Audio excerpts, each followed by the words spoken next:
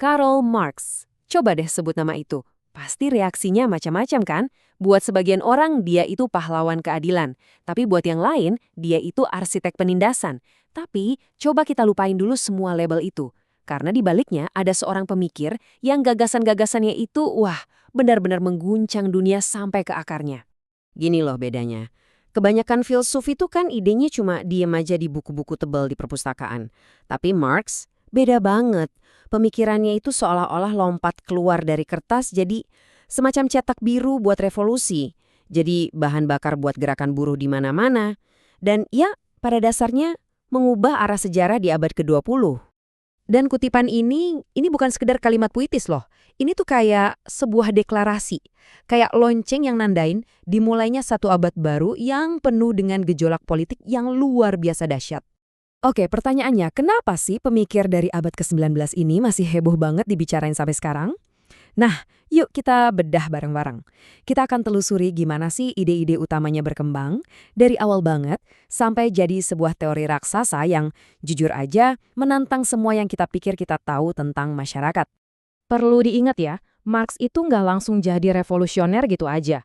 Awalnya, dia itu cuma seorang filsuf muda yang lagi gelisah, lagi pusing lihat kondisi politik di negaranya sendiri, Prusia. Bayangin aja, waktu itu pemerintahannya super represif, kebebasan sipil itu ditekan habis-habisan. Nah, coba deh perhatiin lini masa ini. Yang menarik itu perubahannya cepet banget. Cuma dalam beberapa tahun, dia bergeser dari yang tadinya cuma mikirin filsafat yang tinggi-tinggi di kampus, jadi langsung berhadapan sama kenyataan pahit di lapangan. Dan momen kepindahannya ke Paris itu, wah, itu jadi titik balik yang paling penting. Di tengah kegelisahannya itu, Marx mulai frustrasi. Dia ngerasa, ini filsafat kok cuma ngawang-ngawang aja sih? Cuma sibuk ngejelasin dunia, tapi nggak ngapa-ngapain buat ngerubahnya. Kegelisahan inilah yang akhirnya ngebawa dia ke semacam momen aha yang bakal nentuin arah hidupnya. Cuma satu kalimat ini, tapi dampaknya luar biasa. Tesis yang kuat ini jadi misi hidupnya. Bagi dia, filsafat itu bukan lagi cuma buat dipikirin, tapi harus jadi alat. Jadi semacam palu godam buat membentuk ulang masyarakat. Oke, jadi sekarang Marx ada di Paris. Di sana dia kumpulnya sama pemikir-pemikir radikal. Dan dia lihat sendiri dengan mata kepalanya gimana susahnya hidup para buruh pabrik. Dari situlah dia mulai mikir, sebenarnya akar dari semua penderitaan di zaman modern ini apa sih? Dan kesimpulannya, ini sebuah lompatan pemikiran yang besar banget. Dia bilang akar masalahnya itu bukan di politik atau di agama.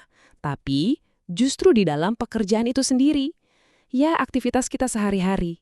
Dari sinilah lahir salah satu konsepnya yang paling kuat, alienation atau keterasingan. Logikanya Marx gini, seharusnya kan kerja itu jadi cara kita buat kreatif, buat nunjukin siapa kita sebagai manusia. Tapi kenyataannya dalam sistem kapitalis, kata Marx, kerjaan yang harusnya bikin kita merasa manusia malah jadi sumber yang bikin kita kehilangan kemanusiaan kita. Itulah keterasingan. Dia ngebagi ini jadi 4 bentuk. Pertama, kita terasing dari barang yang kita bikin. Kita buat sesuatu, tapi itu bukan punya kita. Kedua, kita terasing dari proses kerjanya. Rasanya kayak terpaksa, bukan sesuatu yang kita nikmatin. Ketiga, dan ini yang paling dalam, kita jadi asing sama diri kita sendiri.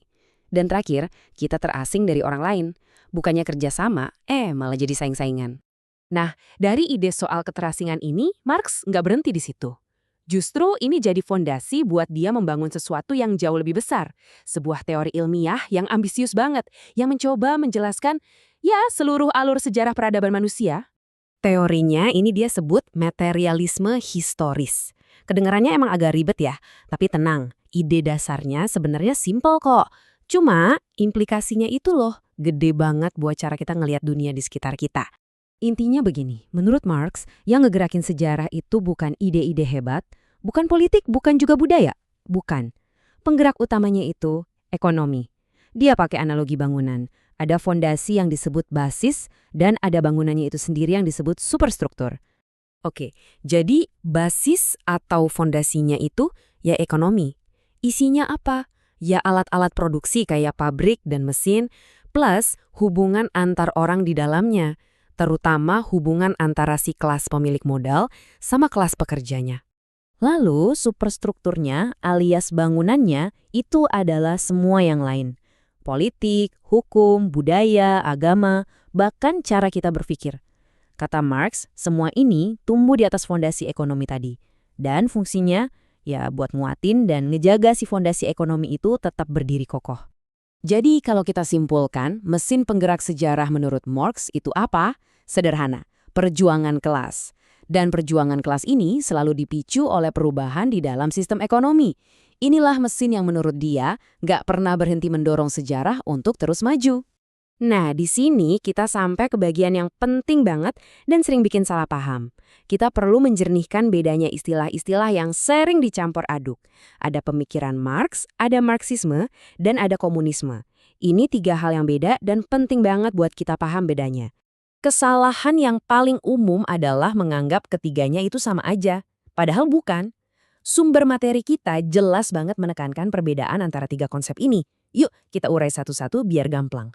Yang pertama, itu pemikiran Marx sendiri. Artinya, ide-ide asli yang keluar langsung dari kepalanya yang dia tulis di buku-bukunya. Pemikiran ini tuh kompleks, filosofis, dan terus berkembang seiring waktu, jadi nggak kaku. Kedua, ada Marxisme. Nah, ini beda. Ini udah jadi semacam ideologi yang lebih sistematis dan kaku. Ini dibakukan setelah Marx meninggal, terutama oleh sahabatnya, Friedrich Engels. Tujuannya, biar ide-ide Marx yang rumit itu bisa disederhanain dan jadi panduan praktis buat gerakan politik kaum buruh. Dan yang ketiga, ada Marxisme-Leninisme atau yang kita sering sebut komunisme. Ini adalah adaptasi yang dilakukan oleh Vladimir Lenin. Tujuannya udah beda lagi, bukan lagi cuma buat analisis, tapi udah jadi instrumen buat merebut kekuasaan dan menjalankan pemerintahan yang totaliter. Dan ini jadi poin penutup yang menarik banget. Meskipun isme-isme yang muncul setelah Marx punya sejarah yang kita tahu seringkali kelam, tapi pertanyaan-pertanyaan dasar yang diajukan oleh Marx sendiri, pertanyaan soal makna pekerjaan, soal ketidaksetaraan, soal gimana ekonomi membentuk hidup kita, jujur aja pertanyaan-pertanyaan itu masih relevan banget dan terus menantang kita sampai hari ini.